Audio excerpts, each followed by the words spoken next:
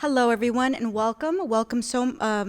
We on behalf of UNIDOS, just to give you a little background, UNIDOS is a faculty staff, organization on campus. It's fairly new. It started about 2 years ago, and the mission and purpose of UNIDOS is to really kind of have a platform and a voice at Stockton University to really talk about various issues that affect the community, that relate to students, faculty, and staff. So kind of on that same page, this opens up the actual discussion, for tonight. And tonight we're going to be talking about Latino identity and norms, specifically the many, caras or faces of manhood. At this time, what I'd like to do actually before we start our official program, I'd like just to take a few minutes just to thank a certain people. I mean, there was a lot of planning that went into this event today. First, I'd like to thank all of our presenters. I'd also like to thank sorry a minute, I had a moment. I'd also like to thank the executive board and the various schools that actually helped to sponsor this event, School of Arts and Humanities, School of Social Sciences, and also the School of Health Sciences, along with the Office of Student Development. So on behalf of all those offices, again, I just want to say a big thank you. And at this time, what I'm going to do, I'm going to turn it over to our moderator. His name is Dr. Angel Hernandez, who is the Associate Director of EOF.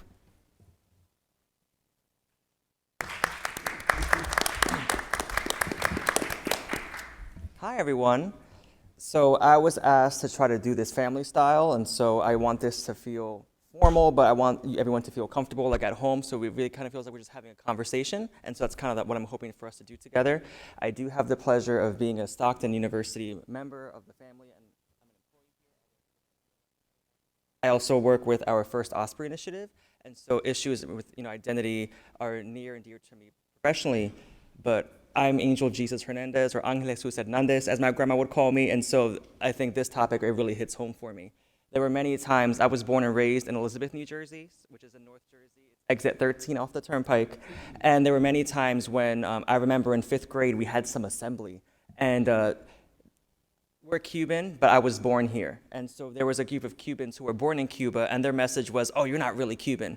And I remember saying, well, how are you going to tell me what I am and what I'm not? Like, my mama said I'm Cuban, she's from Cuba, and so I'm Cuban.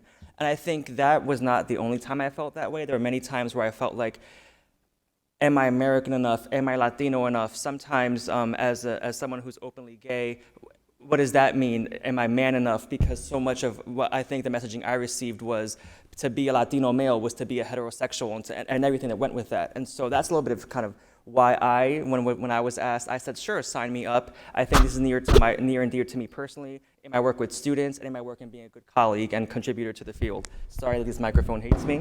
But I will also use my outside voice. But I do have the pleasure of introducing to you our panelists for today. And so while I could read to you their bio, I would love to give them the opportunity to be able to share a little bit about their story, like I just had the opportunity to do so. And so I'd like to go ahead and start with our first panelist, and we could just go in order. And please introduce yourself and anything you want to share, maybe at 30, 45 seconds. Press this button right here, okay. Okay, great. Can you guys hear me? Can we get some motivation? Let's clap it up for all these wonderful coordinators. Let's get some energy up in here. We really want to say thank you for having us. I know personally I do. My name is Israel Laguerre, and I've had the opportunity to be invited here by Dr. Rose, and it's just an honor for me to be here amongst these amazing scholars here, right? So again, my name is Israel Laguerre. I've been working in higher education and student affairs for 13 years. Believe it or not, I know I got the young face. But nevertheless, I find myself very blessed and privileged to have had all of the experiences that I have, because down at the root of it all, I'm a parent to 2 migrant parents from Puerto Rico. To be exact, Arecibo, Puerto Rico, where if I could just take privilege for 2 minutes, and I'm going to share this story really quickly with you. About 5 years ago, I sat down with my mother in her kitchen, and she said to me, I said, "Mom, are you happy? Are you and Pop happy?" I call my dad Pop. He's from New York, so he got that New York swag, Pop. So I said, "Are you and Pop? Are you guys happy?" And she didn't understand the question at the beginning. She's like, well, what do you mean, am I happy?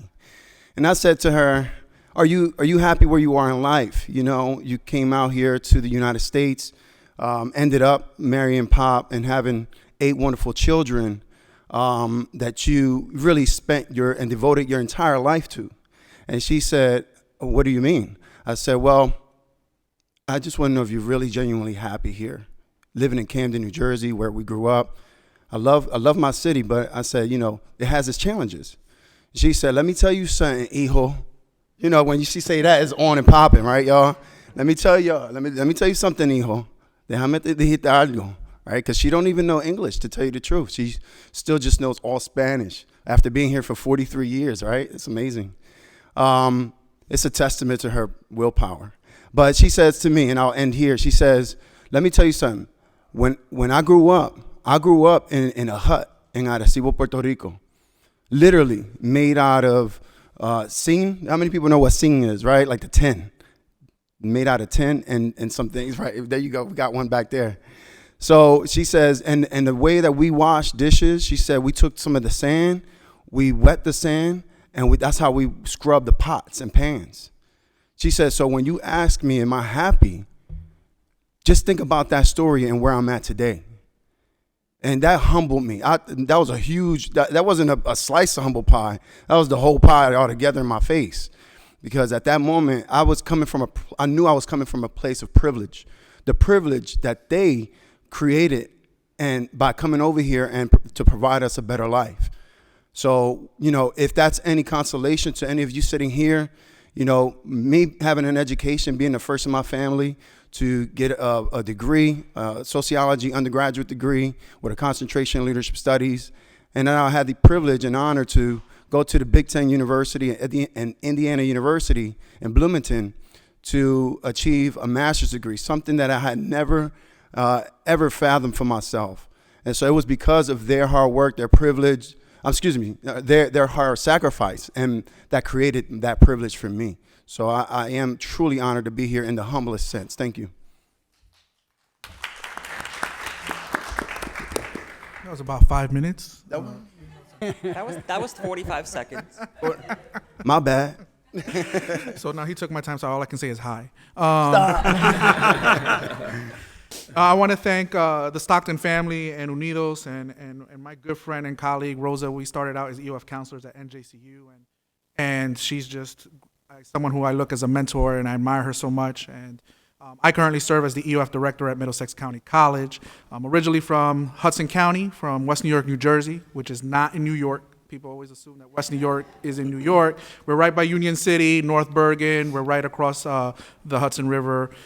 So that's where I grew up, which is a predominantly Latinx, Latino, Hispanic community that I grew up in. And it took for me to go to Rowan, where I did my undergrad, to really realize what it was to be, what the term minority meant at that time.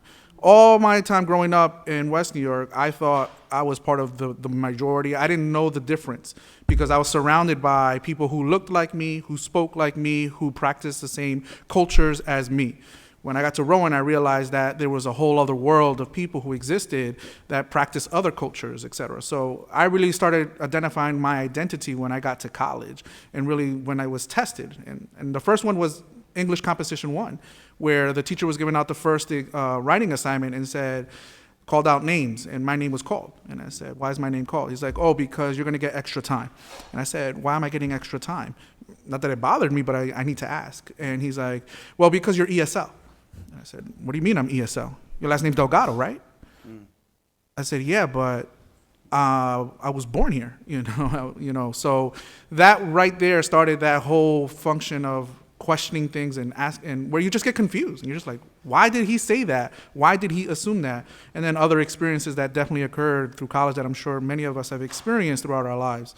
And even returning home sometimes is a challenge with your identity, right? You're coming and becoming more educated, and then you return home to some of your friends who maybe didn't choose the higher ed route, and then start questioning your identity, you know, and maybe that you sold out because, you know, you are part of another culture and another family. You're practicing and speaking in different ways. So I look forward to sharing more of my story and addressing some of these questions. But I'm definitely also very privileged to be here. Again, I'm a first-gen college grad, and I'm also in the process of completing my doctorate at Rowan. And again, those are all privileges thanks to, again, the family and the Rowan family and a lot of supporters. But again, it's been challenging, even at the doctoral level, challenging and really thinking whether I belonged there. So again, thank you for having me, and I look forward to speaking more.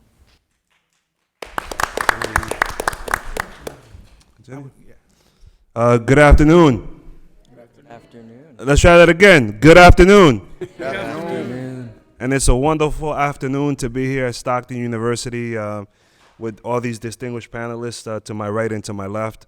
I'm Dr. Pedro Santana, and I serve as the current president for the UNIDOS Faculty Staff Organization. I also serve as an assistant vice president here at the university for student affairs. In terms of a little bit about my background, my parents came to this country in the 60s from the Dominican Republic, and they settled in Washington Heights. And I know that many of you might have heard of Washington Heights. That's like the little Dominican Republic outside of the Dominican Republic. And I had the great fortune of being with my family, growing up in a city and in a neighborhood where there were a lot of Dominicans, but there was a lot of circumstances. The Dominican American neighborhood bordered Harlem, and both communities had severe economic disadvantage. During the time that I grew up, at the time that I was in school, there was a lot of gang violence, teenage pregnancy. I had to dodge bullets a few times in my journey through life, and there were a few close calls. And for me, what really got me through it all was, and I circle back and process and think about what got me through. And it was my mother taking me by the hand and making me kneel and teaching me how to pray. She taught me the Padre Nuestro, the Our Father, and the Ave Maria, the Hail Mary. And with that came, a lot of life's challenges. But through all those challenges, I still persisted. I was very fortunate that I enjoyed reading and would absorb books, 2, 3 at a time. But one thing that, as my fellow panelists have stated, we were truly blessed. My mother had a 3rd grade education. She never learned how to read. She used to work in North Jersey in the garment factory, sewing either curtains or what have you. My father worked as a janitor. He worked many different odd jobs, a dishwasher, whatever he could to put food on the table for us. So we did not come from off backgrounds. For me, I've had many blessings in life, in career, and what I've focused on has been figuring out how can we take time and pass on those blessings to others, because it shouldn't just be about us. So, thank you again, and look forward to hearing everybody else.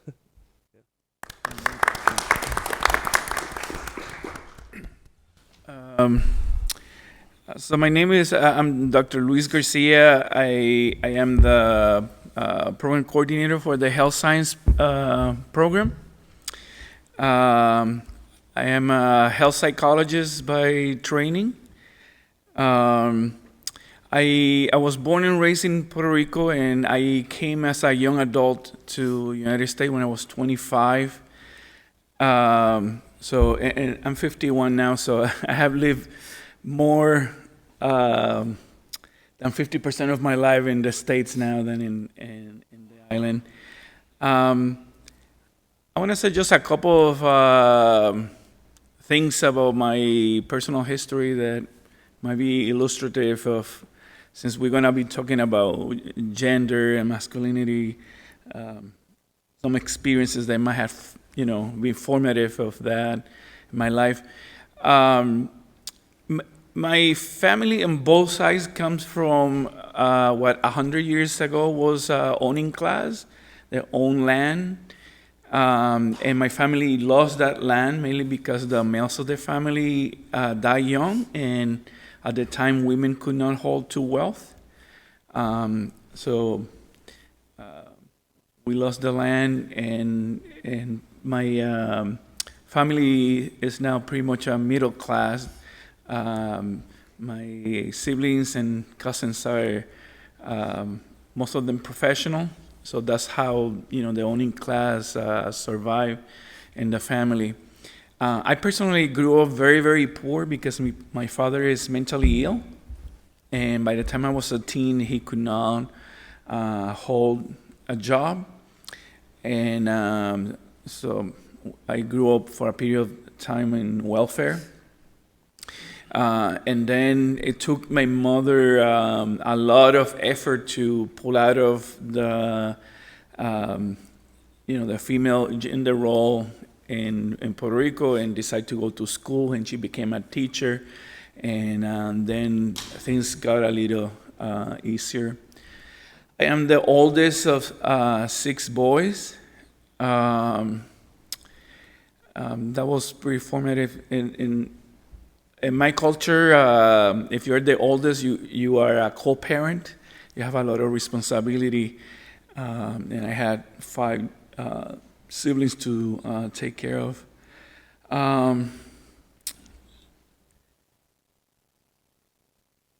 The other thing that I think is important to know about me to understand my perspective when we talk about this is that I'm a gay man. And that was important growing up in Puerto Rico, and I'm sure I'll talk more about it.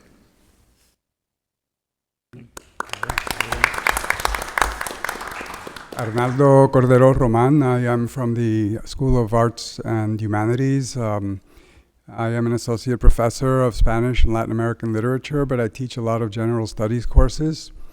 I share the upbringing and the formation of all of my colleagues here.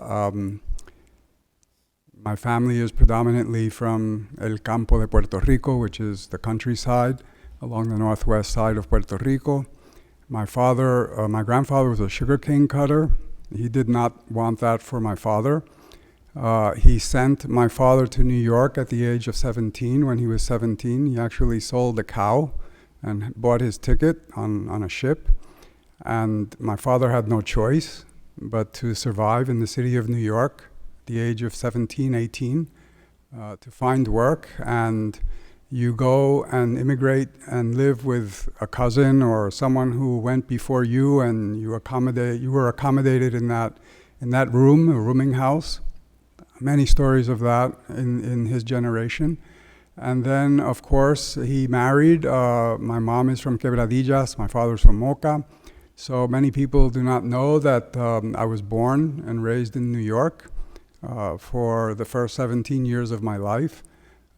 Because of financial means or need, my father could not travel to Puerto Rico. He was a factory wage earner. My upbringing is slightly, I don't know if I can say this, different. For the first 7 years of my life, I was sheltered in an apartment dwellings, many apartment dwellings, meaning that I only spoke Spanish with family members, had no contact with the outside community because of fear, because of integration, because of assimilation. So it wasn't until I went to public school in first kindergarten, then first grade, where my parents saw that they were smart enough or intelligent enough to realize that if I stayed within a group of Hispanics who were not taught English and were not taught to survive in the environment, well, our destiny was then going to be formed, going nowhere. So they moved from neighborhood to neighborhood to neighborhood to neighborhood, and I can tell you histories of Brooklyn like you would never believe. Moving from one section to the other until I was finally placed in a school where I could learn, be mainstreamed, in other words. So I wound up being one of the few Hispanics in a school, in parochial school. I think I remember speaking English for the first time when I was 7.5 years old. And then because of that, I got left back in first grade, because at that time there was no bilingual education, there was no nothing in the educational school system that catered to any immigrant, no matter where you came from. So from then on, I did the reverse that Luis did here. I went to Puerto Rico to study at the University of Puerto Rico.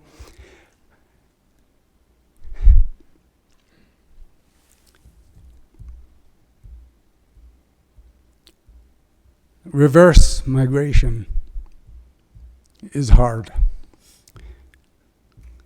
And acculturation is extremely hard. So when you have to live in both worlds, and you have to be a perfectionist, and you have to compete for survival, not working in a factory, I knew that I could never go back to New York, because if you imagine your parents who had to live 30 years in New York without knowing English, so how could you dare go back to New York and say, well, I couldn't cut it in Puerto Rico because everyone was saying I was a New Yorican. And there were other forms of discriminatory practices, language, culture, but it was a total rejection. So when I speak from the heart, and to know that I went to the best university in the island, I was admitted there, that I paid $5 a credit as opposed to what people pay today, and I knew that that was my place, and I finally found my place at the University of Puerto Rico, and I'm very honored and proud to be a graduate of the University of Puerto Rico, both a BA and a master's degree. And when I found out in their doctoral program that I was being too limited and streamlined, and I came back to do a doctoral degree at the University of Maryland in comparative literature to keep growing in other languages and in other perspectives. So the 7 decades almost of life that I have lived, yes, I could be the abuelito of this group, has been very meaningful, very of huge impact, and I'm sure I'll talk about acculturation in a second, but thank you.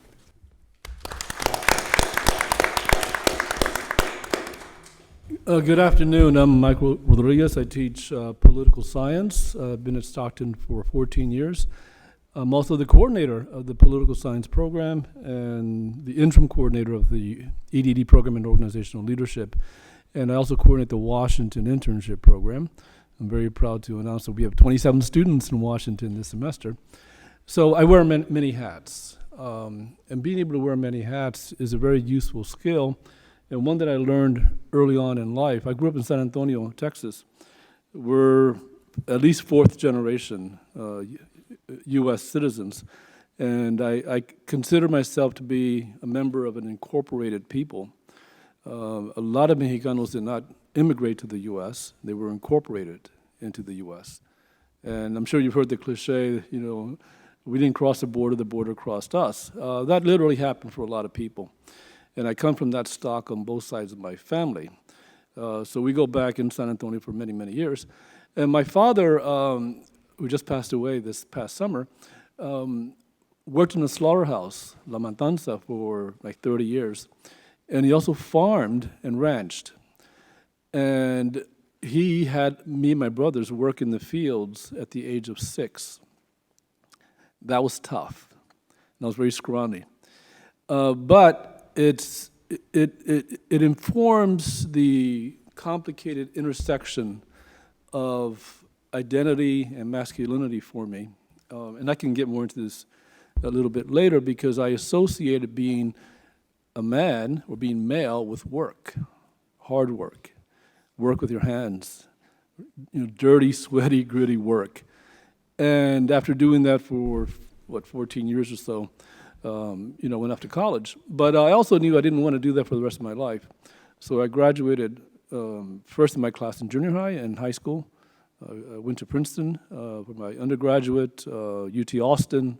For my master's, I did graduate work at Rutgers. I didn't finish that PhD because I took a job at Princeton as a dean. And then, I worked in New York City. I used to go into the World Trade Center every day for a while. And then I went to Rutgers, What did I do after that? I went to Rutgers, then I went to Princeton, I'm sorry. And after that, I was a dean at Haverford College for a few years, and I decided I had to get the PhD, so I went to Temple. And I finished that in 2006, in January, and that's when I came here. And it's been a wonderful experience. Just yesterday, I sent off an index for a book that Pat Reed Merritt and I just finished. And it's entitled Race and Class, Race and Identity, rather. Identity and Race in Hispanic America. It's already on Amazon as a pre-order. If you have trouble sleeping, this will be a great antidote to that. Yeah, so actually some of the things I have to say a little bit later on come from some insights from that book, at least the part that I wrote. So I'm looking forward to sharing some of those comments. Thank you. Thank you. Thank you again. And so you all have me excited. So we're going to go off script a little bit. We actually had about 3 slides that we were going to cover to kind of like help set the tone. I think we're going to go off script and only show one, just because I think during our planning conversations, we were talking about how we want to do this for every single population identity. We want to really hone in and talk about some of the amazing things, but also some of the challenges we have to sometimes work through, because otherwise, how can we really support our students? And so the one slide I'd like to bring your attention to is kind of just one to kind of look at. I know some folks like numbers, so kind of looking at data and statistics. And right here, you'll see that Latinx Americans or Latinx people in the United States make up about 18.3 of the total population in the United States. So that's just under 1/5. For New Jersey, we're actually a little bit higher at 20.6% of the population. Now looking at Stockton University, we're currently at 14.8%. And so, of course, one thing I want to talk about is, we know that many people will make it to the finish line. We know that too many students don't make it to the finish line. And so we wanted to have some numbers to kind of help address that part of the conversation. And so looking nationally, 54% of Latinx students are projected to graduate with a 4-year degree in 6 years. So that's just over half. At Stockton, the numbers are actually higher, which is something that we're proud of. It's actually about 72%, most recently of the fall 2013 cohort.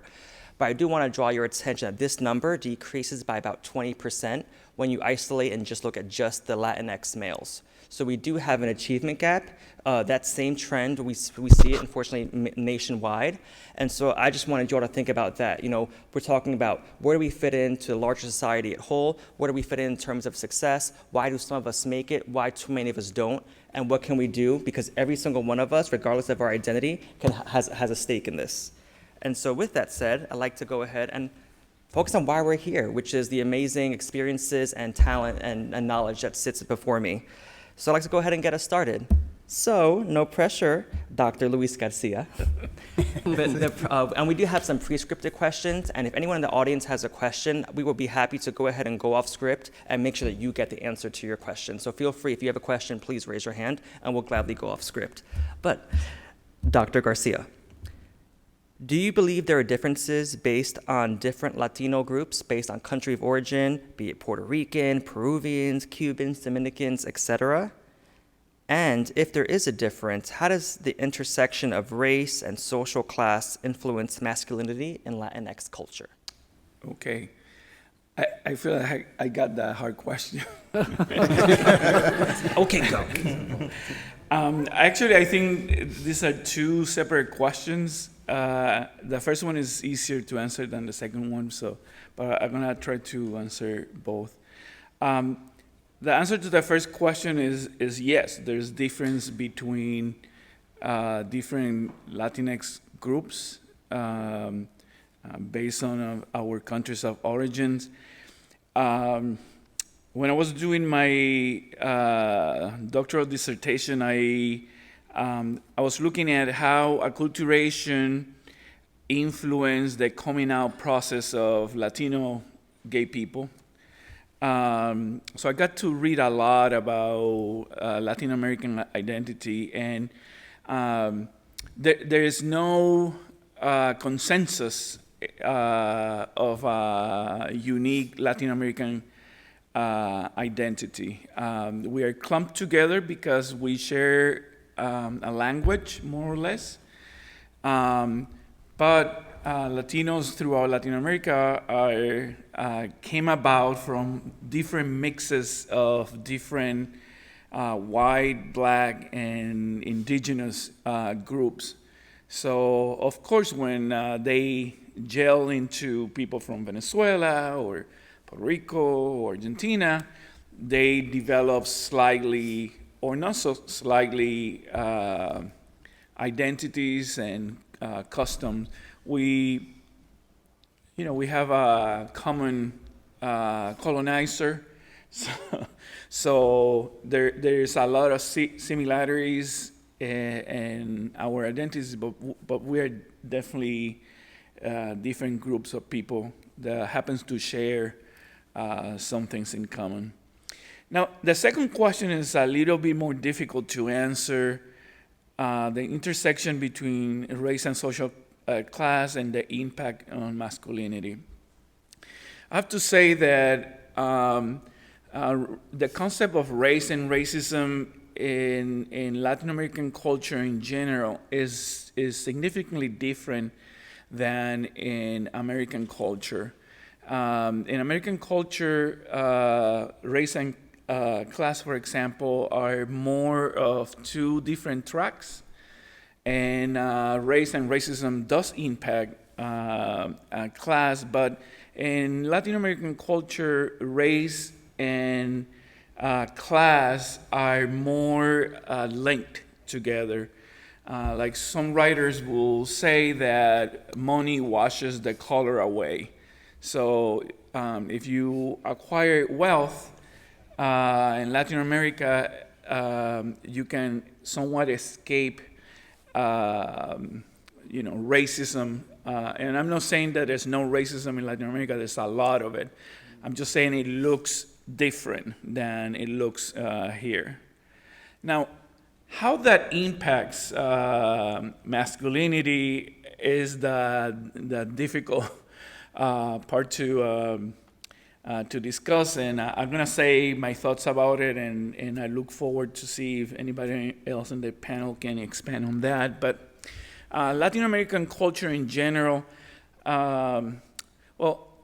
we tend to be collectivistic. That's a cultural trait in which the group is more important than the individual. Many collectivistic cultures develop a social hierarchy. Okay, so Latin American society is hierarchical, and men are the top, and then women. In the past, actually, the oldest son will be even above the mother, and so my thinking about how race and social class influence masculinity is that it will make males. It will be important for males to. It will put It will put pressure on males on keeping their social status in whatever they are in society. So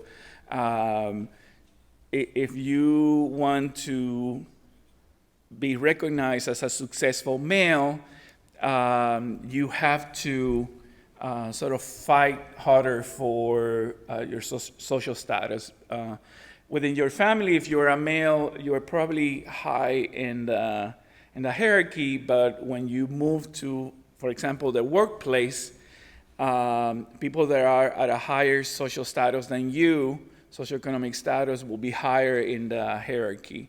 So I think the intersection of race and social class will put pressure on males to climb, the socioeconomic hierarchy wherever they go. I think that's as much as I can say about that. And sorry for being so academic about it. So I'm going to take Anybody us else? there. Yeah. Because you made me think about something. I know, now I'm not proud of this, because I'm putting myself out there, but I know I didn't always receive this positive messages as a Cuban American about some of our relationship to Latinx folks from other countries. It was almost this kind of like unwritten rule, like in the Caribbean islands, there's Puerto Ricans and Dominicans, and as Cubans, it was always like, oh, but they're beneath us. And I'm gonna put that out there because you talked about how it sometimes looks differently amongst Latinx culture. And so I do not believe that, and my mom's come a long way. But with that said, I'm wondering if you received any similar messaging or how that impacted any kind of relationships that you may have built. I have a story when this is a little bit of the process of growing up as a person. When I came to the States and I was facing racism in a different way, actually facing racism period, because I'm fairly white in the context of Puerto Rican culture, so I had some privileges. So I had some difficulties, I'm gonna say, with some Latinos. I moved from Puerto Rico to Milwaukee, Wisconsin, and we can have that discussion later on why I ended up there. But I had some difficulties with Latinos in that city, and it wasn't until a couple of years later I went to Miami, and they are like really rich Latinos there.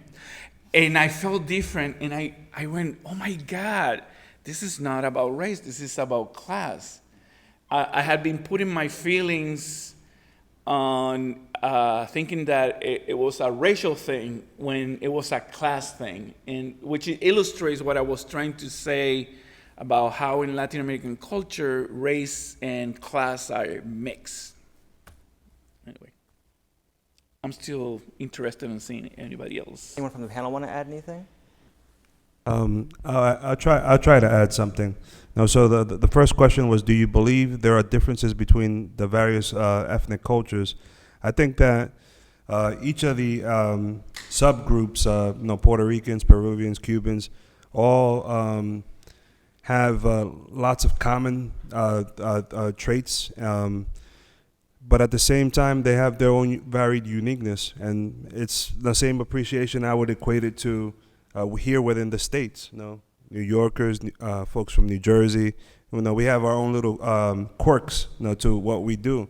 But ultimately, when we examine that, there's a lot more similarities. And some of those similarities are the fact that, as let's say, a society unto ourselves, as Latinx people, we are the fusion of many cultures. And for those of us from the Caribbean, we have the Taínos, the Arawaks, the Cibones, the Caras, which were the indigenous populations of the Caribbean. And then we go into South America and Central America, we have the Aztecs, the Aztecs, the Mayas, the Incas, the Pijaos, the Chibchas, and then in Brazil you have the Yanomamo tribes. So to the degree that the Spanish conquistadors came over, and also those from Portugal into Brazil, that fusion, and then we have the bringing over of all the slaves from Africa as labor. Once the indigenous population started dying away, that rich fusion is really what makes us distinct and unique. And I think that's where we all can connect. When we talk about race and social class influence, masculinity, I think about the same thing that was referred to, about the patriarch in the Latino family. Many times that is really, you don't have a choice. You don't have a choice. It's either you, take that responsibility on, or the family, falters. So there's a degree of responsibility that is entrusted, on any young man. If the father dies, we have to figure it out.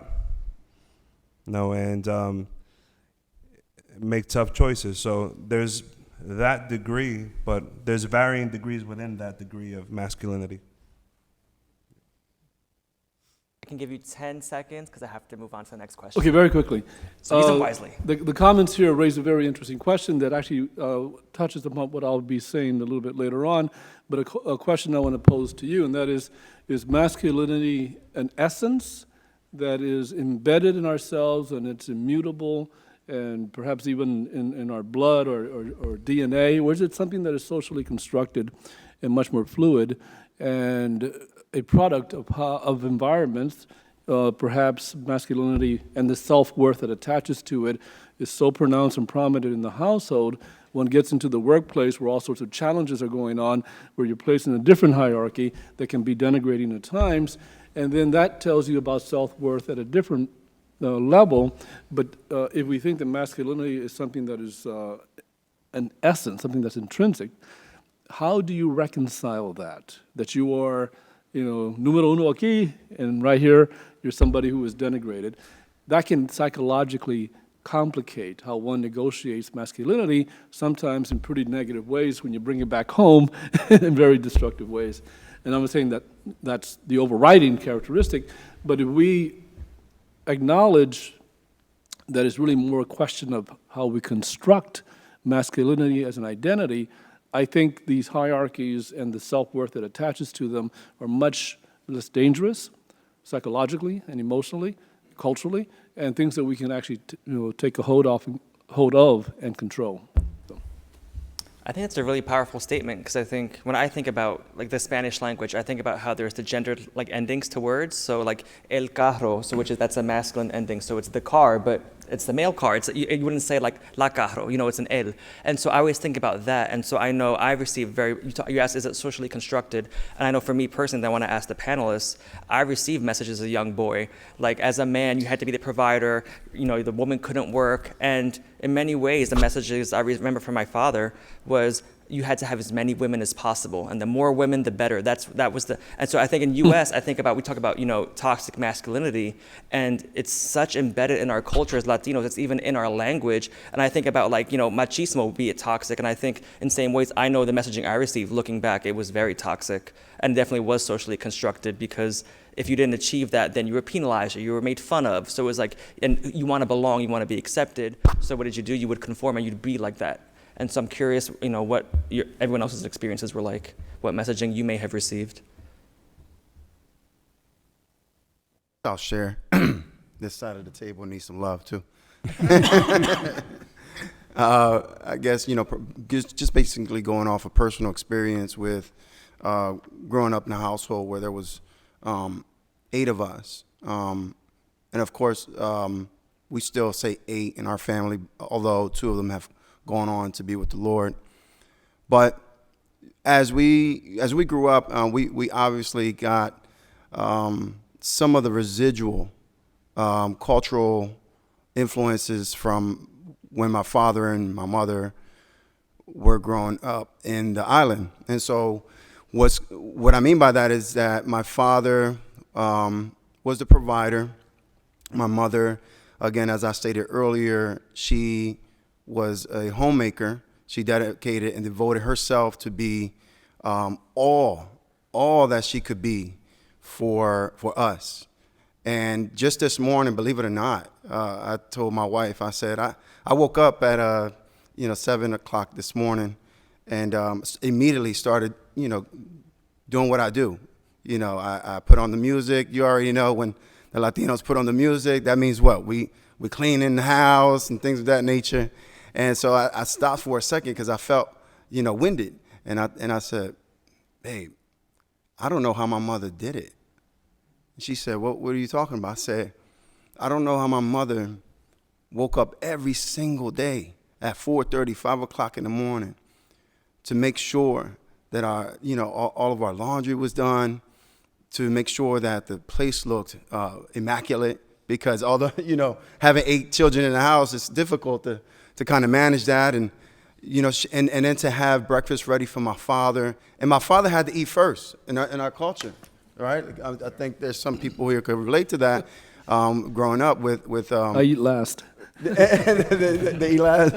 Leftovers. You leftovers, yeah. So, my father, and it's always the same, so It's like my mother devoted herself to being the best homemaker that she could be, the best mother ever, in my opinion. But those are social norms. Those are cultural norms that really take precedence in your life, and could have a dramatic effect on the way you conduct yourself growing up and coming into your own as a man. However, there are other factors that play into how you're molded. And I'll get to that as we start to talk about spirituality and how God plays a part in raising you. That question actually goes in line with, we had pre-scripted questions, in case you can't tell. And so Alex, the question that was posed actually aligns really well with what you were asked. I want to give you an opportunity in terms of machismo and gender and how overall the messaging and how it's impacted you personally and professionally. Well, first I want to ask someone if they can give me what their definition of machismo is, so that we understand, that you understand, and we're on the same page. So is there someone here that can give us what they believe the definition is, or what they know the definition to be of machismo? Don't be shy. Don't be shy. There we go. Ed, you're on.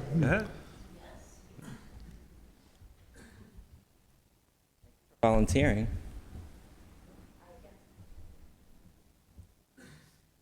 Oh, okay. Hi, my name is Daniela. Hello. Oh, it's on, yeah. Sorry. Hi. I feel like growing up, machismo to me means that it's like always the male.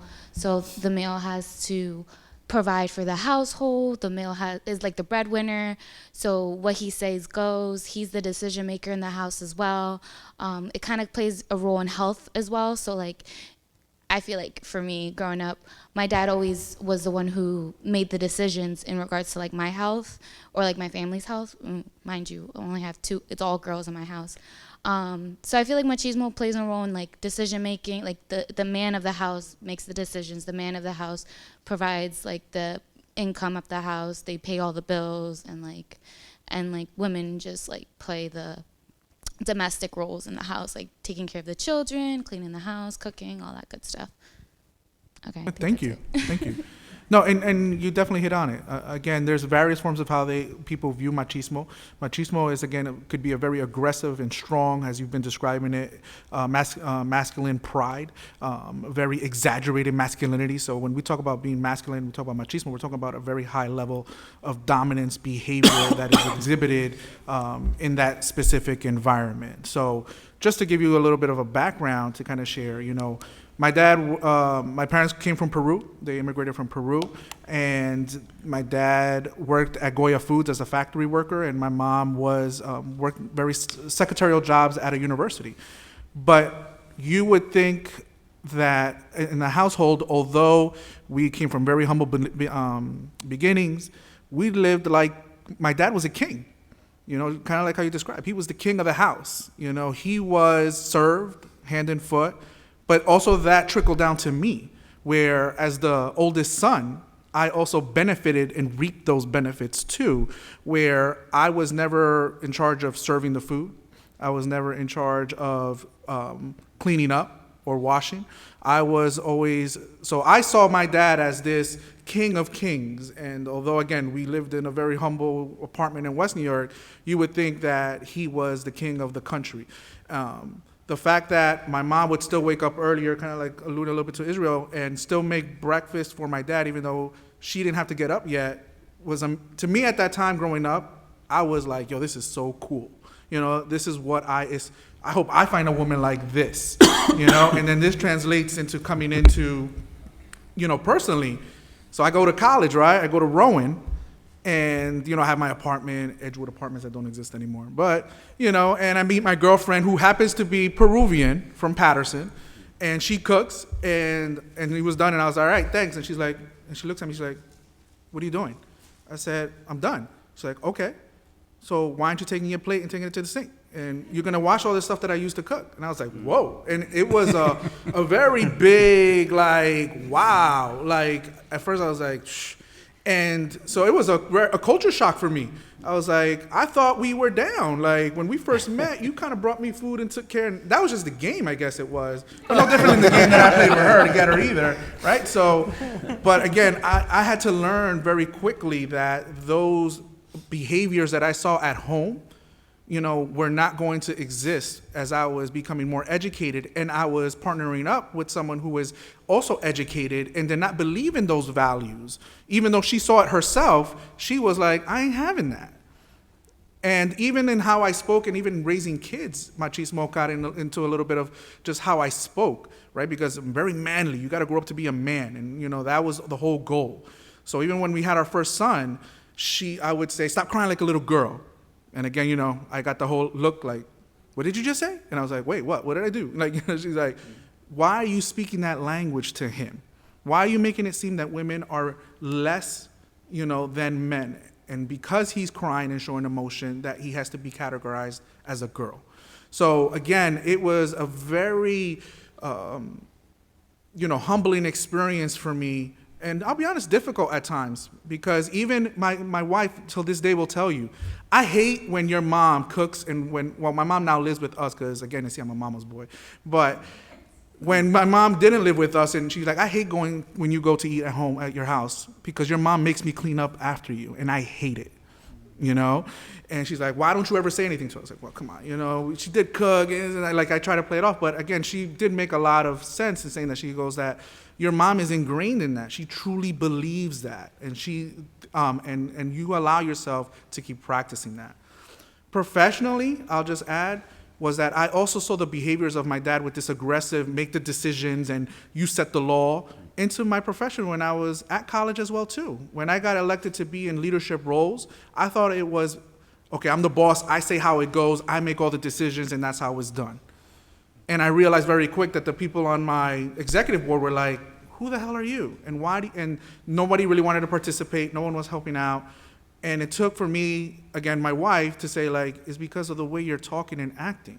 Just because that's what you saw and that's how decisions were made at home, or that was the behaviors of how your dad led your home, doesn't mean that's the same way you lead, you know, in a professional setting. So I had to learn and humble myself to understand that that's not the same practices. So professionally, again, I tried to take this machismo, masculine, tough role of being the tough guy and realizing that that really wasn't getting me anywhere professionally. So again, I just share those two stories about me, but I'm sure I would love to hear what some others have to say about their experiences with machismo, because I come from a Gen X generation, and I know that we have people here from different generations that can definitely speak to either how even more extreme than that it was than mine, or maybe a little more or similar to. It actually could be a good segue into our next question, because I think it could very easily still answer that, which is, can you explain, and this is for Arnaldo, but is really would be open to anyone who wants to answer, can you explain how assimilation and Americanization have impacted your identity as a man? And I think you just spoke to that, sort of that kind of having your foot in both worlds and both cultures, Alex.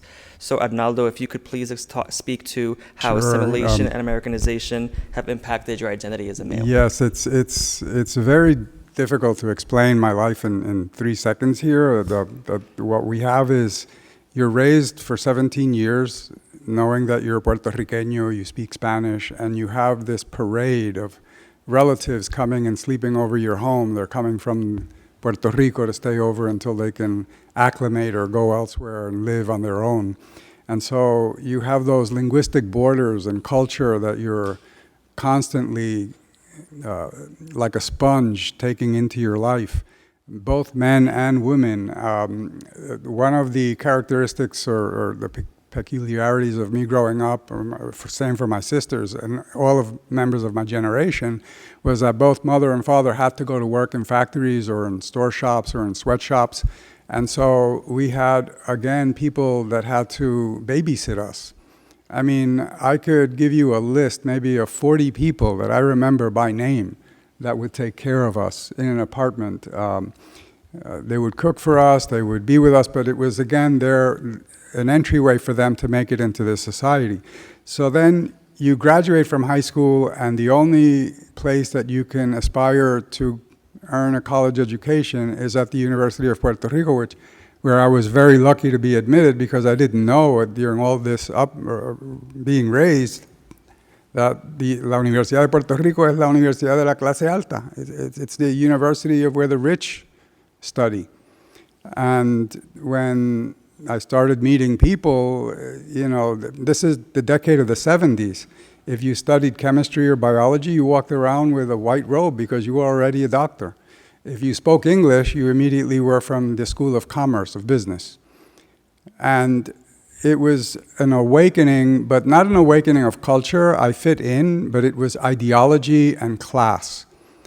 And the only way I could understand the process of assimilation, the process of acculturation, was to go to the School of Humanities and study what Estudios Hispánicos really means, what Hispanic studies is. I didn't know I was going into a brick wall. I didn't know I was going into a wall that I would meet with rejection, because it's a question of being más español que los españoles. You were more of a Spaniard than a Puerto Rican. And you had all of these renowned scholars teaching at the University of Puerto Rico. I can give you a long list, and for that, many people say that I have been very fortunate. I have had the top scholars in the world in Hispanic studies, and I have been in their classrooms.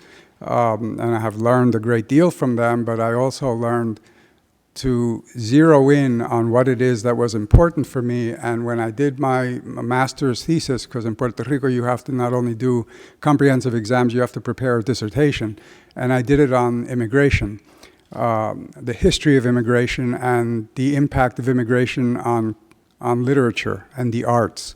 And there I learned to understand myself, I learned to understand my extended family in the United States, and I learned what it was to be a Puerto Riqueño.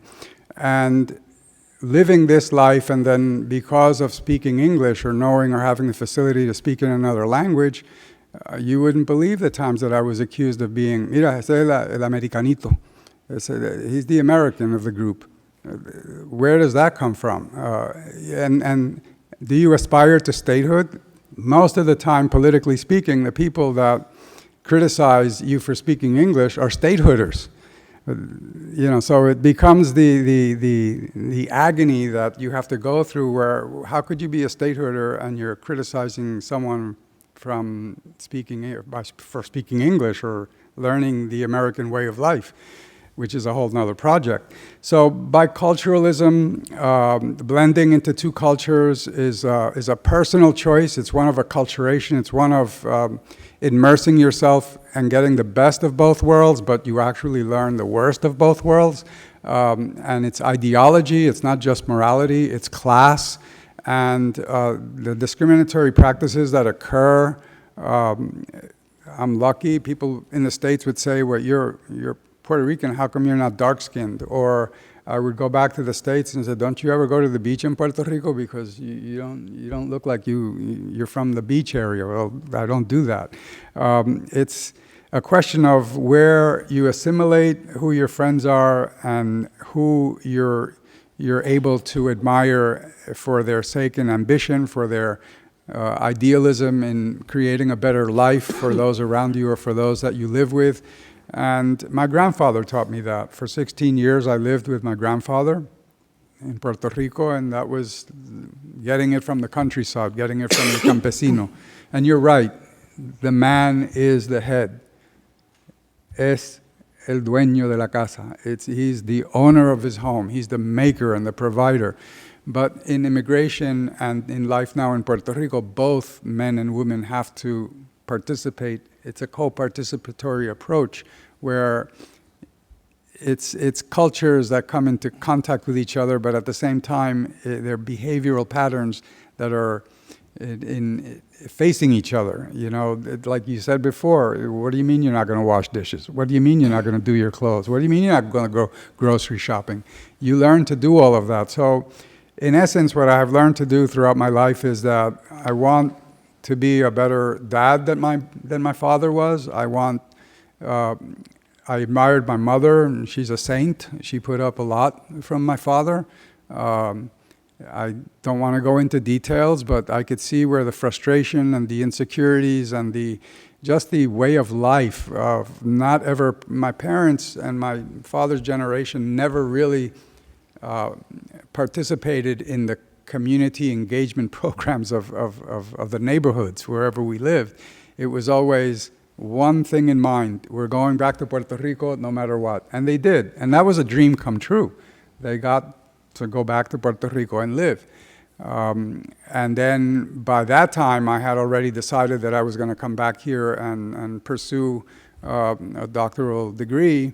And it was reversed. It was, well, all this time they had thought that they were going to go and just meet with me in Puerto Rico and we would make a life and leave my sisters behind in New York. And suddenly I'm skipping town and coming back to the States. So you can tell that it's a lifelong journey. It's a process of living. What I tell people is that I have two souls, I have two cultures, I am two people in one. I can be with my family in Puerto Rico, and when I go to Puerto Rico, nothing has ever changed. My cousins, my family in Puerto Rico is everything for me. But then I have made family here in the States too, and I have done my best so that my children can appreciate not just their families in Puerto Rico, but their families wherever they live, because you have to make a life wherever it is that you live. And I'll leave it at that for the next participant. Something that you said, it made me think about, I was listening to you and also reflecting on my own experiences, and it made me think, I'm wondering if you ever feel a sense of almost like guilty, because we're here in the United States, and I've been feeling that. Recently, now I want to know my business, I reconnected. I have half siblings that I've never met in Cuba, and they're older than me. And so, number one, my Spanish, when I read it and write it, is a whole other story. I'm much better speaking. But trying to even just sometimes translate my experience, like I was at a red light, so it was safe, and I just showed them a picture because it was fall. I wanted to see the pretty colors on the leaves, and they're like, "Oh my gosh, I've never been in a car before." And right away, I was just like, oh my gosh. And then I was at like Walmart or ShopRite or something, and just the food aisle, and they had it's Cuba with like the food rations. They'd never seen anything like that. And it just made me think about just like how lucky I was and just the access and opportunities I had just because of the womb I was born in. I just happened to be born in this country. And and the US at the time had allowed people to come from Cuba and flee socialism. So I'm just curious if any of you ever kind of have to come to terms with your identities, and you ever feel any kind of shame or guilt? Well, in Puerto Rico, one thing I learned right from the start was that there are so many different cultures actually living in Puerto Rico, because Puerto Rico is a place where you have over 500,000 Dominicans living, where you have a Casa Cuba. All the immigrants that fled the Castro Revolution came to Puerto Rico. There's an extreme difference between social clash between the Cubans in Puerto Rico and the Cubans from the States in Miami. There's friction there, and it has to do with social class and race. There are many Latin Americans who live in Puerto Rico, either making a life through journalism or through the university systems.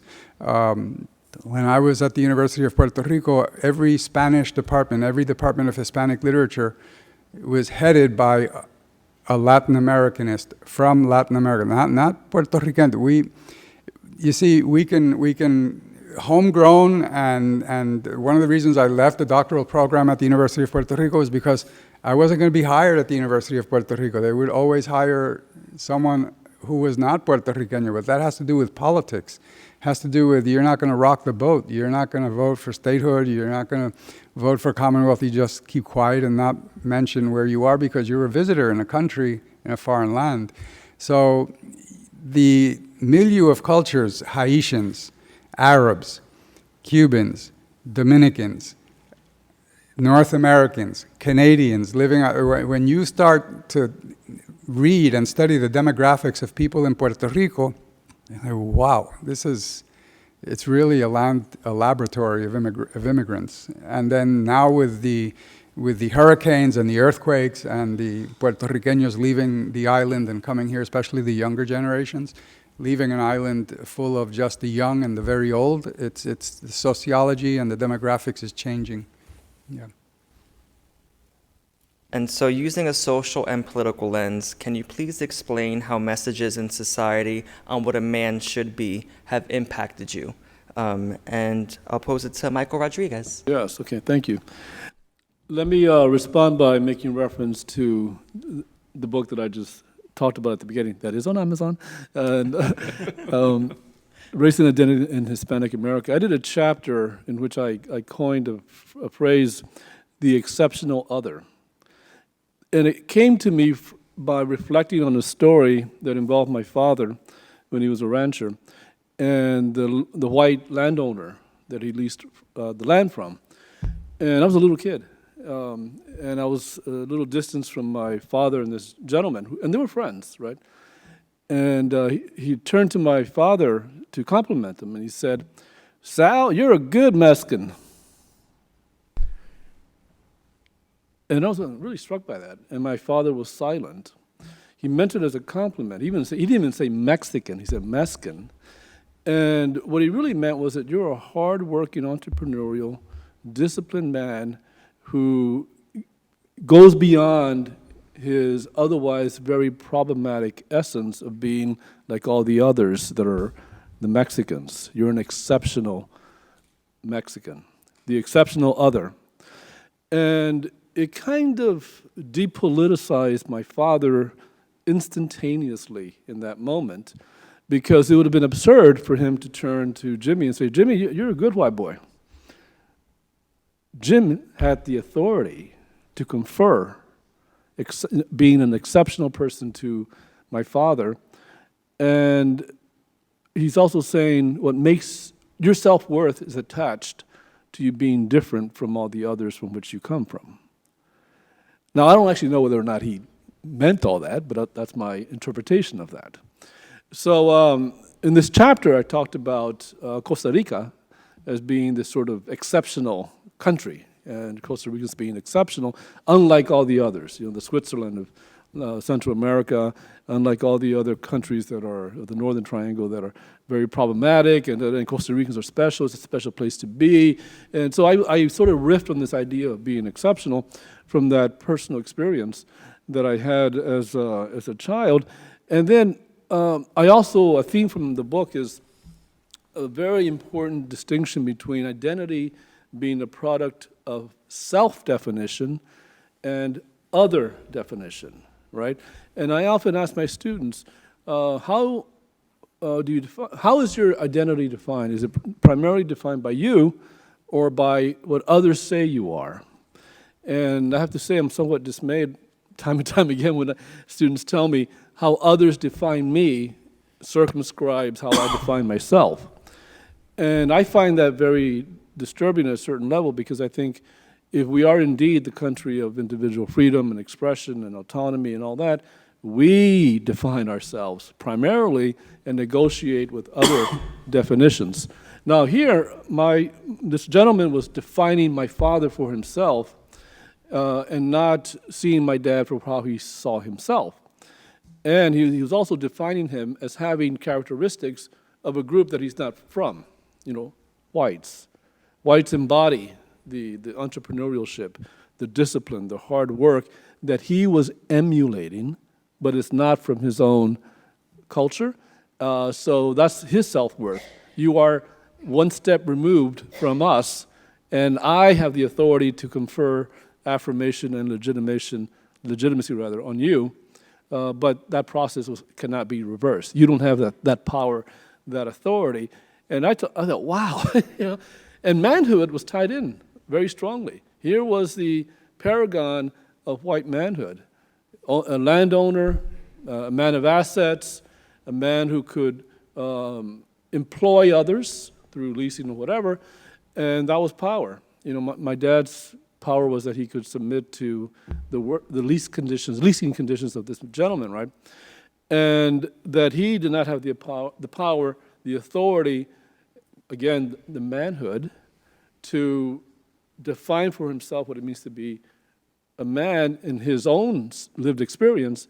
That affirmation came from somebody else, because he held the power to confer authority on him. And I was I was like 8 years old. I was like, wow, this is pretty heavy.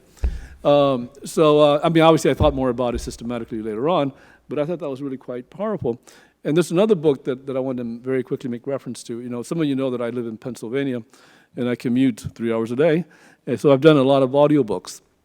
And some of you, I'm sure a lot of you have probably read The Brief and Wondrous Life of Oscar Wilde. Dominicano, right? And here's a person who defines himself, self-definition as Dominicano.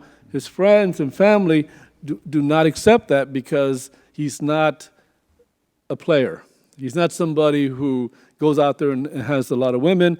And one of his, I think his roommate, tells him it is categorically impossible for a Dominican to be a virgin. You cannot be a Dominican unless you've had women. And this guy is having an existential crisis. What if I die never having had sex with a woman? Oh my God, am I not Dominican? Da, da, da. But that's an anxiety. But when they charge him with not being Dominican, he says, no, I am Dominican. And they said, no, you can't be because of your lifestyle, right? You're not as manly as other Dominicanos, but he made that the power of Oscar in that novel is that he defines himself, not just in terms of his masculinity, but also in terms of what it means to be Dominicano. And that, to me, is an amazing model of masculinity, that you define what it means, while at the same time others may be rejecting it and trying to impose it on their definition on you. And I think that can be a moment of real empowerment, real autonomy, and real volition, which to me is really more about manhood than anything else for men. And for women, it's a form of self-empowerment that the gender is not defined by what others say, but how you define it, in negotiation with how others define it as well. So I think it actually is quite political, this notion of masculinity. And that's the frame and the lens that I am sort of drawing out, because it falls into that notion that your identity as a male is not up to you, it's actually up to others that have some power over you. And that's why I raised the question at the beginning, is it in essence something that is intrinsic, immutable, unchangeable, something that cannot be altered by what other people think of you, or is it socially constructed, which means that things are up in the air, you have a claim on it, but other people have a claim on it as well, and if you cede to others their authority and their power to define your sense of being a man, you're kind of operating within a framework that's imposed upon you. That is disempowering, and in some ways, for me, I think that's almost unmanly. But to assert that this is who I am, although you say I'm not, and I personally get those all the time, I used to be called college boy, and not being Mexicano enough because of, I used to read mysteries in bed and do these sorts of things like Oscar Wilde, a little bit of a nerd. You're talking about a lot of how we're socialized and the messages that we received, and whether it's your mom Israel waking up, ahead of everyone to make sure the house is ready, or you and like how some of the struggles with you and your wife Alex, and so we're talking about a lot of the messages that we received, and so I'm also just thinking about, as I'm standing up here, even some of the generational differences, because I definitely see that play out in my family, and I'm wondering, looking at generational differences or educational attainment and how that does or doesn't change how we see ourselves, our culture manifests itself, and how those messages that we received, how that does or doesn't play out differently as a result of these things. And so I have Alex written down as someone who wants to go ahead and give a response to that, but I welcome him and anyone else who may want to say something. Yeah, I mean, I know that we're probably pressed for time, but I think, and one thing, if I can just get 2 minutes, is, to the last question, just look at some of the behaviors that have been socially constructed of what happens just in everyday life. When you go out to eat dinner, who gets the check? Some places are a little bit more evolved or have better practices, but my son at certain times has said, thanks, Daddy, for making this happen, or like, thanks for buying us dinner. And my wife's like, that's a joint account. He's using a joint account, right? But that's what he sees. He sees that the check is always coming to me, and that's what he visually sees. I've had a great discussion with students at Monmouth where we asked, who asked who out on a date when we're talking about, and I asked, males and females, I said, when you go out, who do you expect to pay? And, women are very adamant about like, no, we're going to pay this and that. But the young men are still very ingrained in their head that, no, I need to pay. That's my role. I should pay. Who should propose to who? So again, we see that a lot of our practices are socially constructed, and it's very difficult to unbreak those, because if you do, it makes you feel sometimes less of a man. And don't get me wrong, sometimes you get challenged by the opposite sex who will say, well, you're not man enough for me because of this. So that helps sometimes to perpetuate that social construction. So I just wanted to throw that out there because it made me think a lot about that incident that happened with my son not just too long ago, where he thought, I'm the provider. And, again, my wife had to check me. So as you can see, I get checked a lot. It's all good. That's all right. It's growth all the time. But yes, we do have multiple identities. I would say that my Latinx identity definitely has shifted from getting my degree. Obviously there's a different way of me operating as a man who I identify than how my dad identified, and that's just generational things. I just think being in this country and seeing and being socialized in this country, I definitely operate different than my father did, and the way how he raised us and how he disciplined us. I definitely don't practice some of those things that he did to get me to conform and to behave. So those are generational things, and also education. Again, I'll be honest and I'll be very transparent with you. My dad's form of discipline was beat the crap out of you. That was it. You messed up, you getting hit. You got suspended, you're getting hit. And I always tell everybody that I learned very quickly to get just in enough trouble where my parents didn't get called out of work. Because that meant I would just get detention and nobody knew about it. But if I knew my parents were going to get called out, my dad is on. So, and again, I don't ever want that reality. All my grandma or my mom had to say was I'm going to tell your dad. Why couldn't my mom just discipline me? She had to use my dad as the fear factor because he was the tough guy. So again, those were things that I had to kind of undo in learning as I grew and as I developed and as I matured and became a family person. Residency, again, growing up in a Hispanic community and a Latino community, it was beautiful, I think. It was so diverse in ethnic cultures. I got to experience a lot of everything, Cuban food, all these types of cultures, different practices and religions, and et cetera. Now I'm in a community because of the success of my wife and I. We live in a neighborhood that there are no Latinos there. Where when we get questioned what we do, I kind of feel a little weird about it. Almost like, what do you do? How is it that you live here? And again, and that's even happened to my friend who's a very successful Latino, successful businessman. And he bought a lake house in North Jersey. These houses are in the $1 million and above. And the neighbors, after 2 months, said, when they got comfortable with it, that we thought you were drug dealers. Because that's what they thought of Latino men or Latino people who lived in that neighborhood, that you couldn't achieve that type of success unless you were doing something criminal or it was illegal. So again, I do feel that my education has helped me to be more articulate and able to allow me to wear different hats. When I'm in West New York, I'll be honest, I can put my guard down, I feel comfortable, I feel I can be me. What I was when I grew up, I can talk slang, I feel great. But in certain parts of my neighborhood, when I'm talking to some of them, I don't feel I can talk like that. I can be like, yo, what I do, what's up, what's good, what's good, how you doing, Mr. Marty? That's how I talk to them because they're older, and again, I don't think that they would get me that way. They don't understand that type of language or that type of communication. So I definitely have to wear different hats, and I educate my son on that all the time. I said, you're going to sometimes wear multiple hats in your identity, but I know for him, he's growing up in a community where no one really speaks the Spanish language. So he doesn't, feel comfortable with it sometimes. He says that he gets challenged, that he sees that other kids get bullied with it in his school. And me and my wife have to talk to him about and counsel him on how to deal with those circumstances and those situations. So, as you are all here in college and you're pursuing your career ambitions and going to achieve much success, the success is also going to come with challenges of your identity, of what does that mean for you. Also coming home, my dad was very, I think at one point, me and him kind of at it because he said, who do you think, you're better than me? Because I just kind of gave him an answer that I thought was educated because he was saying something that was very ignorant, very homophobic, and I challenged him on it, and he started acting more of well, this is my house. You don't correct me in my house. So again, that kind of thing happens a lot too, where I had to kind of understand that I also had a place. And in this role, I can wear this hat, and in this role, I can wear that hat, and I can say X, Y, and Z.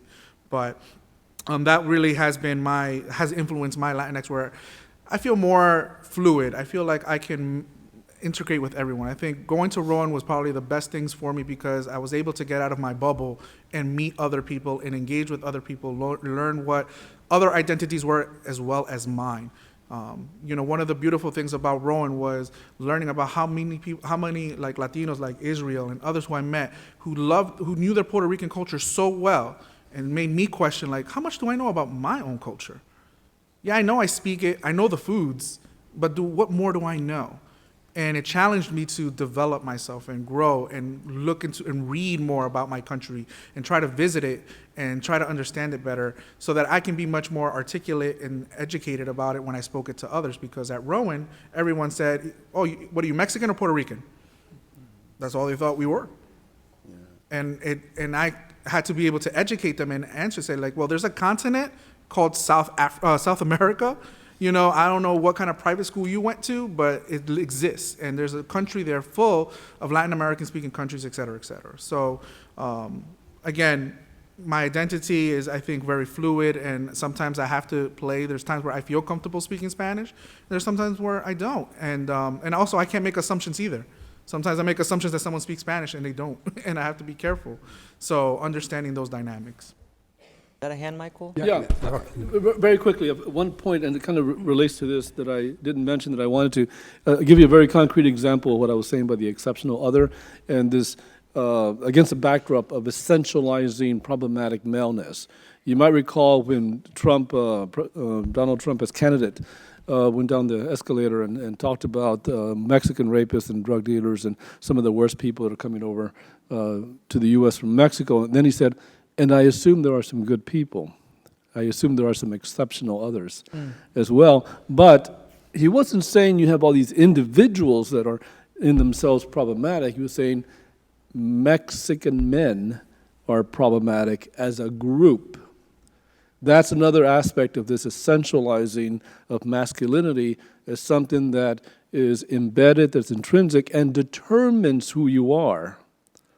Right? And it's the exceptional person that can reject that and step out of it that has more self-worth. So this is more at the sort of conceptual level of masculinity, but I think it's an important aspect of how we think about it, how the cultural discourse of masculinity is framed in this country and how people traffic in it for their own political benefits. And to me, that struck me as such a wonderful example of how Latino maleness is something that is so dangerous and problematic, and they mostly have it, but there's a few that don't. And just the underlying assumptions in that are just so powerful and so, denigrating to men, to Latinos, and to people who actually do believe that I am not determined by the stereotypes that others impose on me through their definition. So that's all I wanted to add. And I want to be mindful of time, and so though we did have two kind of questions that we were going to ask, I really want to open up to if anyone in the audience has a question they'd like to ask any of the panelists. Because at the end of the day, we're all here for you. Yes, in the back. I can't see because of the light. I'm sorry. Is that Janice? Janice Joseph.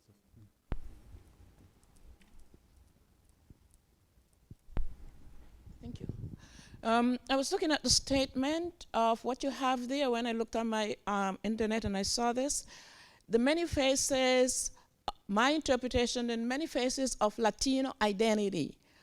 I was hoping that I would see more diversity, someone who looks like me as a Latino on the audience, because the experiences of a Black Latino in terms of identity and masculinity is completely different from your experiences.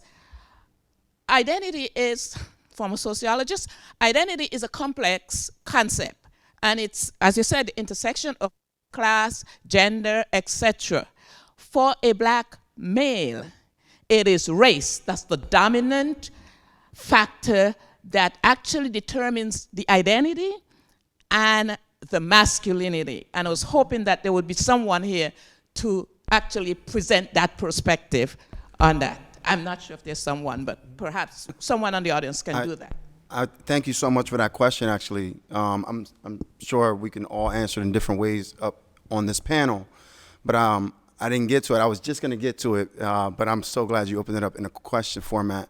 That, for me, I actually consider myself to be Afro-Latino, okay? And for those who may not know, I connect very heavily with my African ancestry and roots. I connect that way, and the reason, well, I'll say this. I came to realize that I was that connected to my African heritage when one day at Rowan University, I was with a group of my friends, and it just so happened that in the group, I was the only Latino representing that group. But we were all joking and laughing, and one of my friends said, he said, "Oh, all black people, all y'all black people like that," or something like that. And he's black himself, but he was just making a joke. And I said, well, and I kind of laughed at it, but then I felt convicted, and because I was like, okay. And I said, I pulled him to the side and I said, well, I'm not black. And he said, wow, you really don't think you black?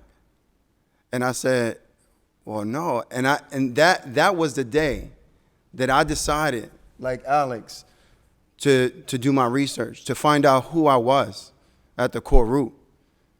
And it just so happened that I also was in some sociology classes because I'm fortunate to have a degree in it now, but I had the opportunity to really do some digging and research utilizing the format or the platform of my classes, right?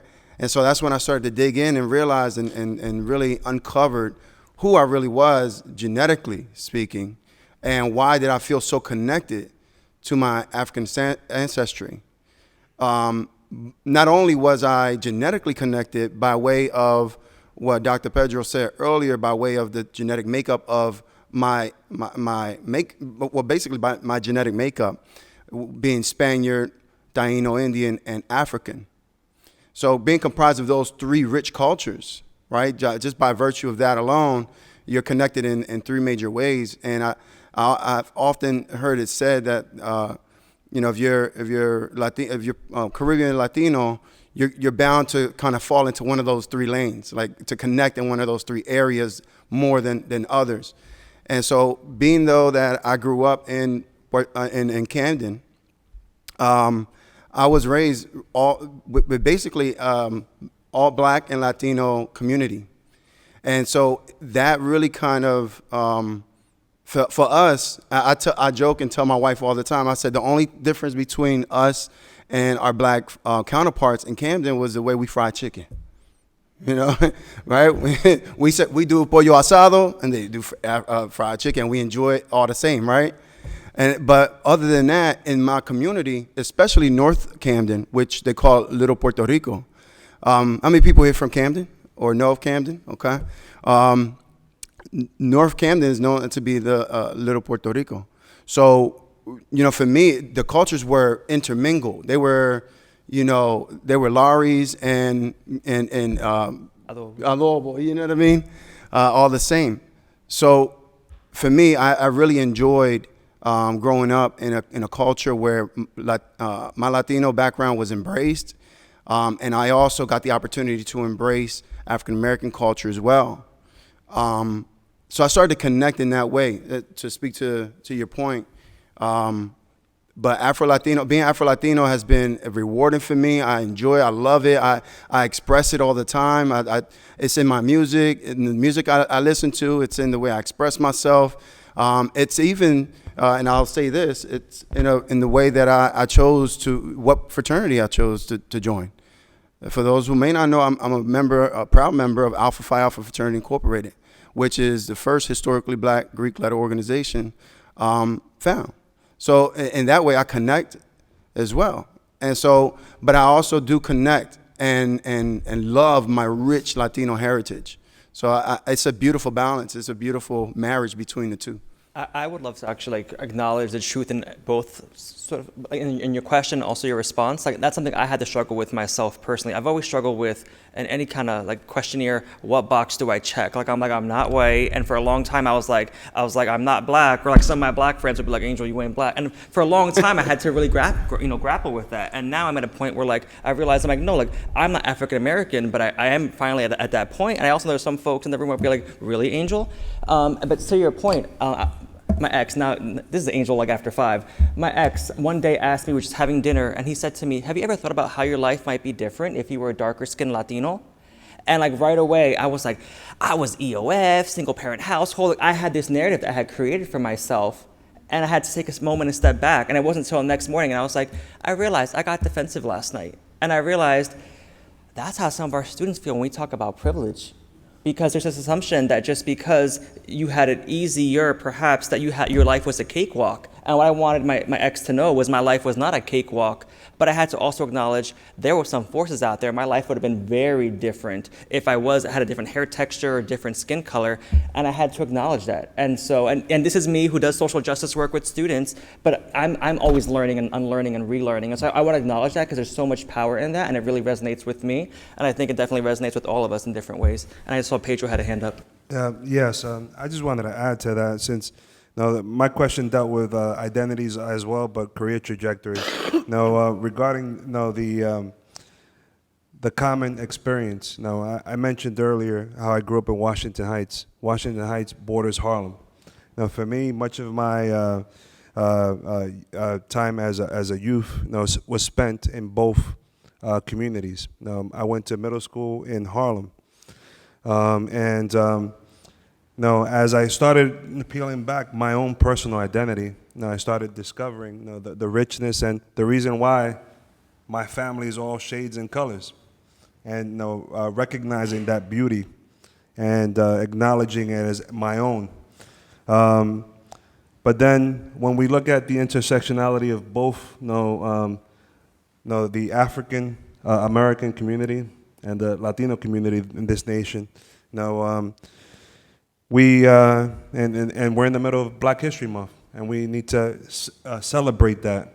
And I know that last Friday, UNIDOS had a social where we actually celebrated something special about the intersectionality of the Black and Brown experience. We celebrated Brother Arthur Schomburg, who, for many of you that are unaware, Brother Arthur Schomburg was one of the fathers of all things that led towards the preservation of all things of the African diaspora. And Arthur Schomburg, was a Puerto Rican German. His name was Arturo Schomburg. So those are some of the things and some of the highlights about really how we are as a community. We need to celebrate that, appreciate that, and I know that all these individuals to my left and to my right, the reason why they're here is because we all celebrate and appreciate that. If I can add to that, Janice, I came back to the States, and working out of the University of Maryland, I got the opportunity to go to an interview, and it wound up at Howard University. I worked there for 6 years.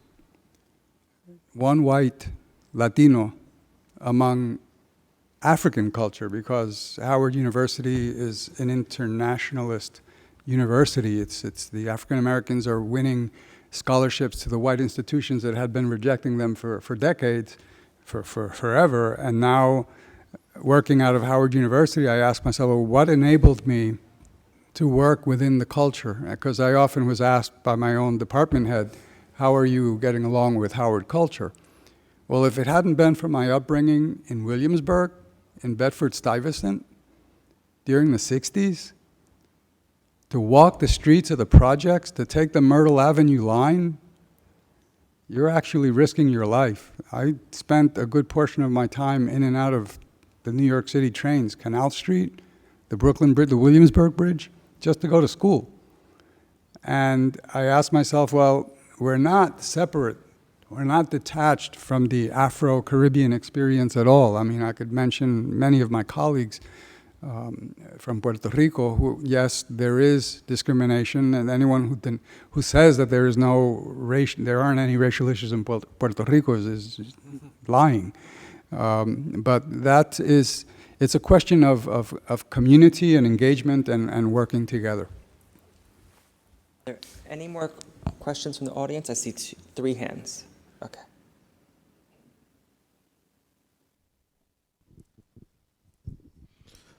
Good afternoon. My name is Michael. My question is in regards to the vehicle that we utilize to communicate in the Latinos, which is language. The Real Academia Española actually defines what that is for the people that actually lives in the different locations of where Latinos, Latinas, or Latinx, how it's defined here in the States.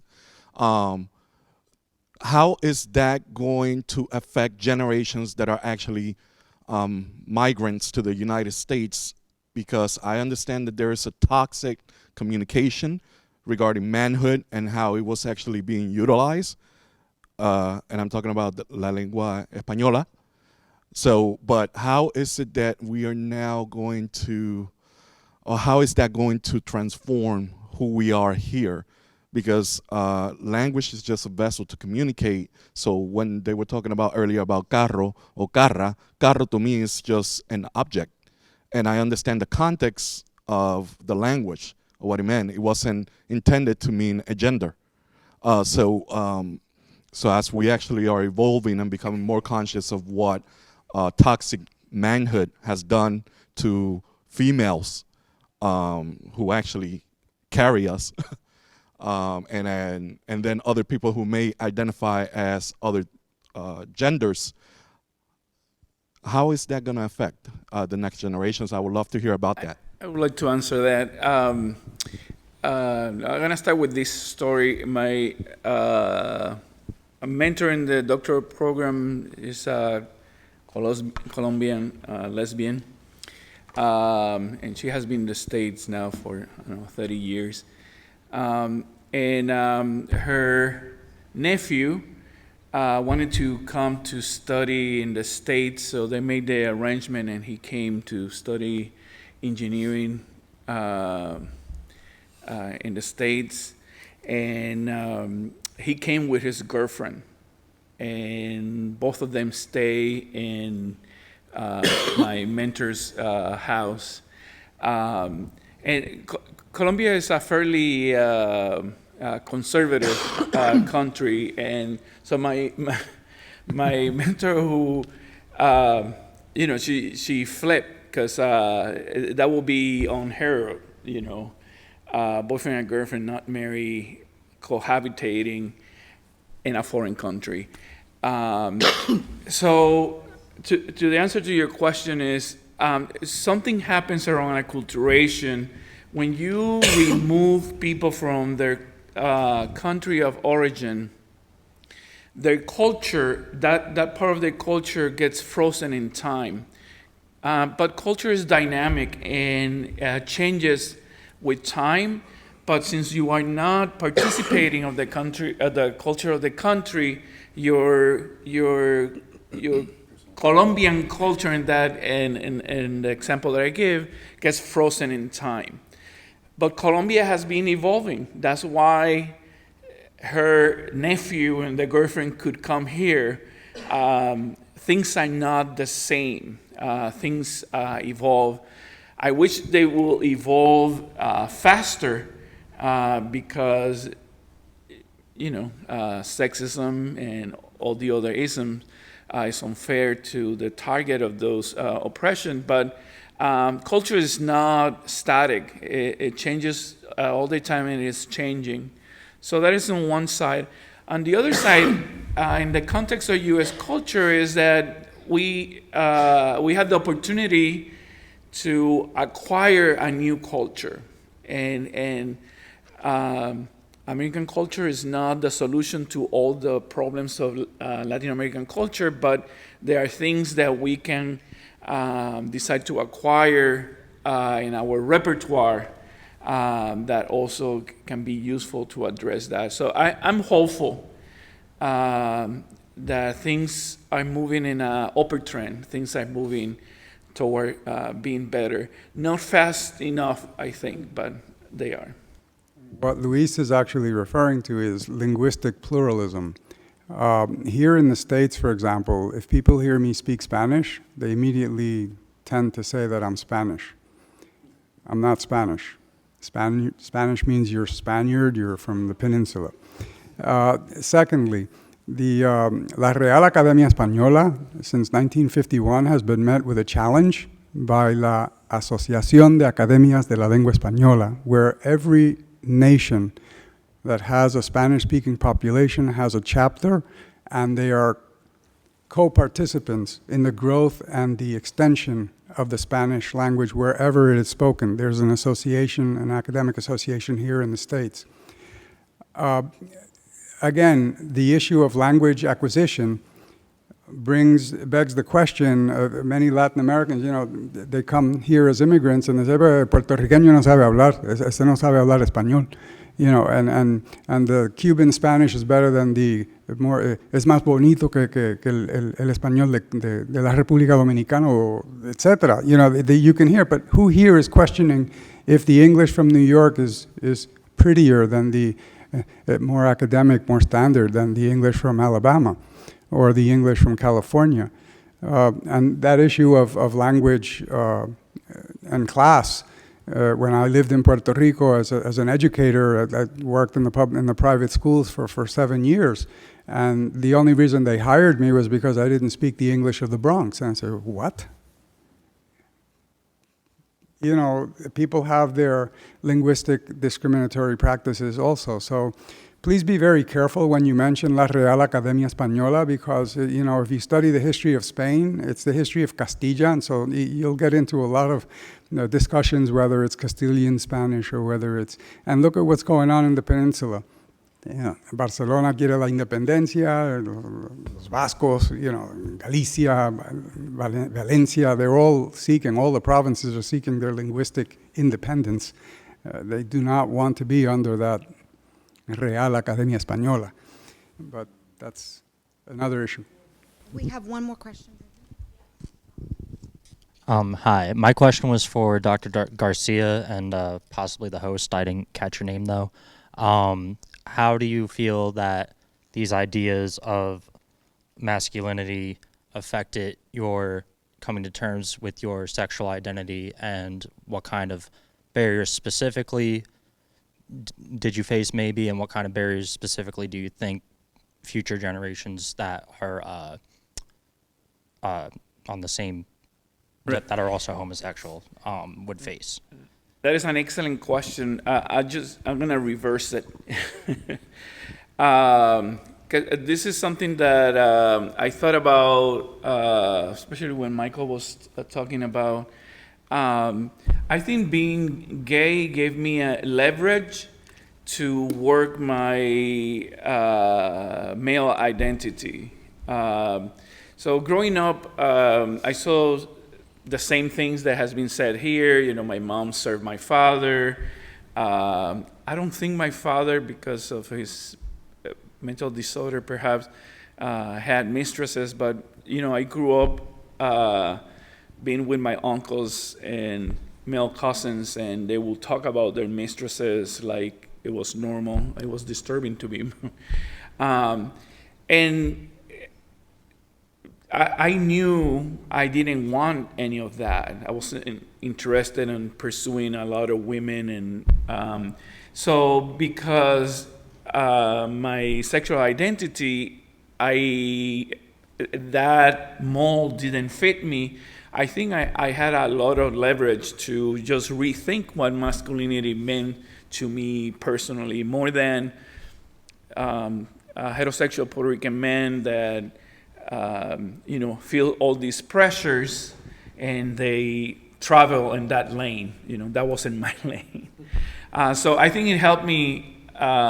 It helped me to rework my my idea of masculinity, because it will not be having a lot of women. So I needed to find other standards, personal standards. So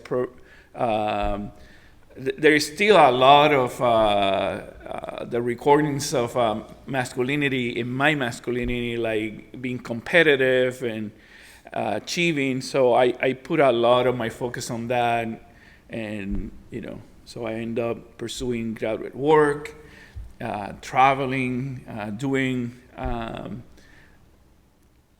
I just found other benchmarks to frame my masculinity. I think I would just add that I think, homophobia, transphobia, fear or violence against LGBTQ plus folks, it's not just a Latino problem. We know it's a global problem regardless of what country of origin or culture. But I think that machismo can breed that hate and that ignorance and that fear. Like literally, I was taught to be one thing, and by being gay, in many ways, it was a rejection of that. In some ways, I think it made me a better man because I was able to just almost like, I can feel if I wanted to watch a novela, I could watch it. Like, I can just almost, it was some ways liberating, but in some ways it's also, you're giving up that privilege in some ways because from that moment, it's like, you're a male, you're a Latino, but you're gay. And like, and there's some different derogatory terms that people will have out there in Spanish for people who are queer. And so in some ways it was very empowering, but in some ways it's also very limiting. And so I think I try to only speak for myself. I think I look at how can I make this world and this culture better so that other people don't have to experience the hurt and pain that many of us went through. And whether it's because of religion or whatever it is, we never want anyone to feel isolated or rejected. And so I just look at how can we lead from a place of love. And so I think, my journey, it's been it took my mom a long time. The first time that she saw a place where I lived was 6 months ago. Prior to that, she had never came over. She was afraid of what she would see. And so I don't know what that means. But it was definitely very hard for her as a Christian woman to come to terms with having a gay son. So I'm sorry, I know time is really, this has been a lovely and an amazing conversation. And I think personally for me, I'm a female, I think there was a lot that I could relate to being a Latina woman, even though I'm a female.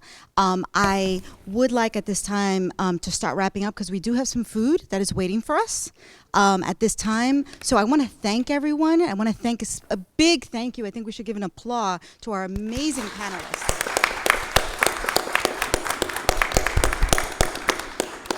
And again, as I mentioned earlier, this would not have happened if it wasn't for the support of various schools and offices and all the different, offices on campus that kind of made this a reality. So again, thank you. And please, the panelists will be here mingling. So please, I welcome you to come and chat with them and kind of learn a little bit more about them. All right? So please join us. Our food is right out there. We could have gone on in 5 minutes.